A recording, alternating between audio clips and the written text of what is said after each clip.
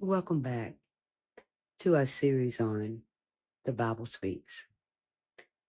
It's been a few days. I'm trying to, I hope you are, to work my schedule around the weather.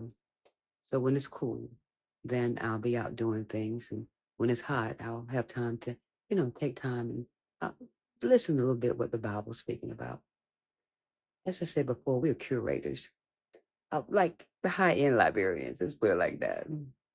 And so we have many, many artifacts that we are presenting to you by the collector that have given us the privilege of doing this. And so some have to be written and some are in different formats. So we have another series going at this time, Jesus, a Biography, which I'm actually enjoying myself. Inside of that were covers that contain the albums. And we felt that was real good to read that. So we called that The Words. So last week, maybe the week before, I'm off a little bit. We were pretty much in the section we were talking about some of the parables, the husbandman, those type things. So I wanted to read that, and that's in volume 4. And I think we categorized that as side 3. The scribes and Pharisees then asked Jesus if he was lawful to pay tribute to Caesar.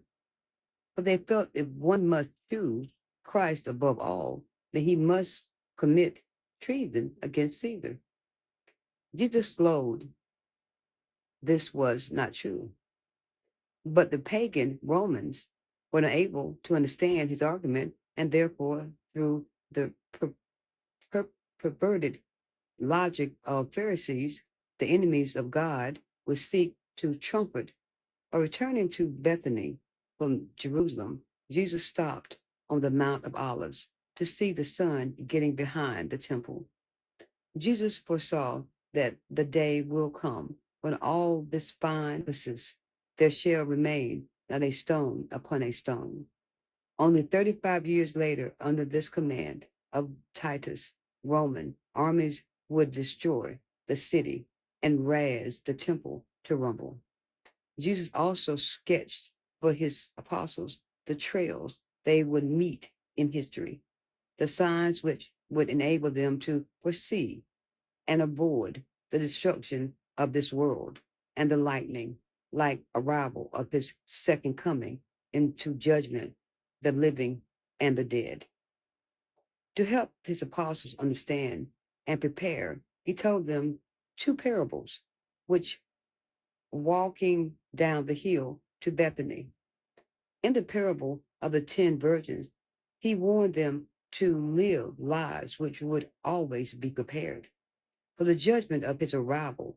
And in the parable of the talents, he described the way they must use their God given gifts so their lives would be pleasing to God on the last day. Somehow, the friends of Jesus sensed the end was near, and thus Martha and Mary gave a great feast for Jesus, at which Mary poured ointment on Jesus' head and, contrary to custom, even on his feet. Judas objected to this and was rebuked by Jesus.